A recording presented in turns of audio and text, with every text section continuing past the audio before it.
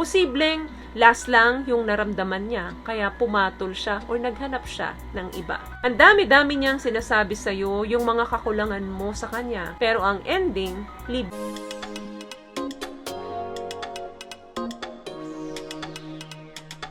And for today's video is another concern video po. Galing ito kay Sir Jerome Rebano. Shout out sa iyo, sir. Kumusta po kayo? Sabi niya, Hi Lodi, bakit kailangan magkaroon ng ibang partner kahit alam niya na may kinakasama pa siya? Thank you! Dami kong natutunan. More power. Salamat din po sa inyo. Okay, simplehan lang po natin yung mga kasagutan natin dito kung bakit may mga taong naghahanap pa rin ng iba kahit na may kinakasama na sila. Ang una dyan, maaring hindi na meaningful and happy yung relationship ninyo. Posibleng matagal nang itinatago ng kapartner mo ito sa'yo. Kasi hindi naman yan overnight na naramdaman niya na lang gusto niya na maghanap ng iba. It's a process po. Posibleng noon pa, hindi na siya masaya sa relationship nyo. And dumating yung time na hindi niya na nakayanan, kaya madali na siyang natukso sa iba. Hindi ka magkaka-interest sa iba kung ikaw ay in love sa kapartner mo. Marami pong couple na nagsasama na lang because they're used to it. Dahil na lang sa mga anak at dun sa mga sasabihin ng ibang tao, natatakot sila na harapin yung katotohanan. Especially doon sa mga married couple. Pangalawa, dissatisfied or uncontented. Dati-rate, kung ano yung meron kayo, ni-enjoy niya yun. Then suddenly, hindi na ganun. Itinaas niya na yung standard niya sa relationship niyo to the point na hinahanap niya na sa'yo yung mga dating hindi naman ikaw. Dahil nga, yung mga ini-expect niya sa'yo ay hindi niya makita at iba ang nagpakita nun sa kanya. Ang totoo, hindi naman ikaw ang nagbago. Ang nagbago is yung standard and yung pananaw niya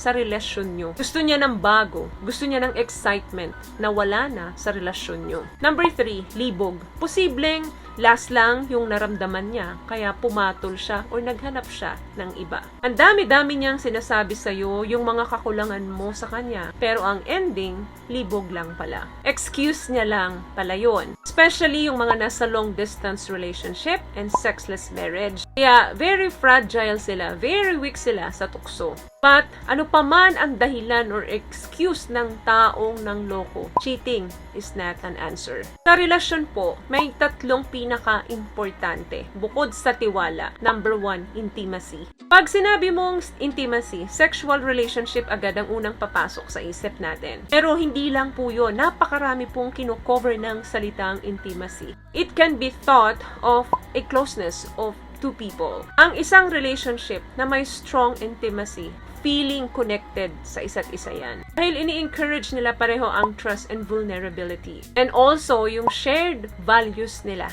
ay iisa. Example dyan, kailangan nyo nag-spend time together. Apologize first and show your appreciation. Hindi lang puro salita, dapat sabayan nyo ng gawa. Number 2, commitment. Commitment is an investment sa relationship. Isa itong building block na tumutulong sa relationship para ma-push through ninyo yung relationship ninyo in times of difficulty and stagnation. Normal sa relationship talaga yung nagkakaroon kayo ng sawaan, kaya nagiging stagnant kayo. So, kung kayo guys ay committed to each other, madali nyong marisolba ito. Number 3, ito yung pinaka-last and pinaka-important, communication. Kahit na ang relasyon nyo ay puno ng intimacy and matibay ang pagsasama ninyo, ang kawalan ng communication can lead to unhappiness sa isang relasyon. Kapag wala kayong maayos na communication, paniguradong mami-mishandled ninyo ang healthy relationship. At pwedeng madamage ito ng mga careless words and action na pwedeng mag-lead at makasira ng matinding bond ninyo in the long run. Ang communication po ay isang skill na dapat pag-aralan. Paano? Prioritize listening over speaking. Hayaan nyo muna yung partner nyong makatapos sa pagsasalita at matumbok niya yung pinupunto niya. Iwasan mo yung madistract ka dahil kinukonsider mo yung point mo. Kasi nga, gusto mong i-judge yung point niya. Gumawa ka ng effort sa isip mo para ma-process kung ano yung sinasabi niya. Second, pay attention to your non-verbal action. Hindi ka nga nagsasalita habang nagsasalita siya.